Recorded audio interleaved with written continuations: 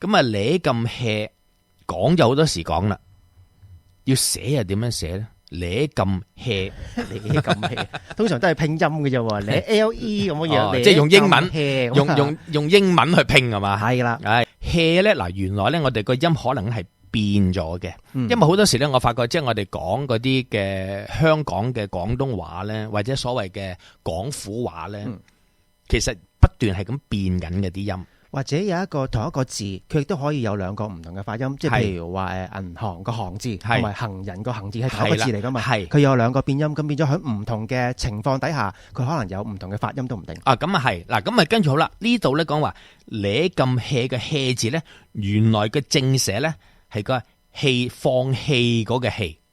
放棄嗰個棄，咁形容咧就係好鬆散啊，好隨便啊咁樣。生活上邊你咁 hea，你真係要用到，真係個機會係相對比較少。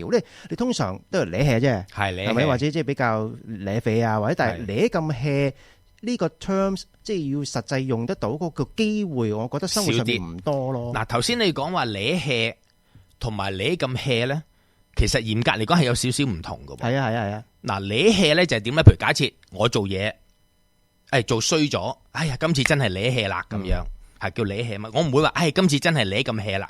你咁 hea 多數去形容一啲人做嘅事情，同埋係人哋嘅，就唔會形容自己噶嘛。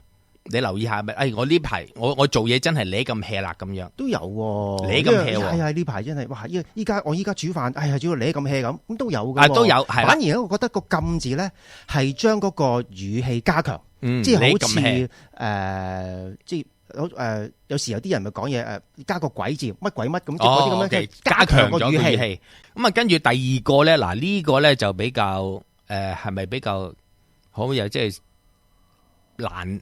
應該又唔算俗語嘅，不過咧就叫做機趌啊！呢個反而多聽，都機會用得到喎，係咪啊？即係機趌喎，好多時候，哇！你有聽到個人喋喋不休咁樣樣，你話咁多機趌㗎咁樣樣，而家都有人用，而家都有人用嚇。咁啊嗱，不過咧我哋近時細個機趌咧就好似比較粗鄙啲嘅，嗱佢又唔係粗口，就比較咧粗俗一啲嘅，即係機趌，唔好咁多機趌啦咁樣。係嘛？即係我諗係咁樣，即係意思即係人哋學你話齋，唔好咁煩啦你咁樣。但係負面嘅感覺多啲。係啦，即係機趌趌咁樣，即係喺度好多批評啊，乜嘢都頂嘴啊成。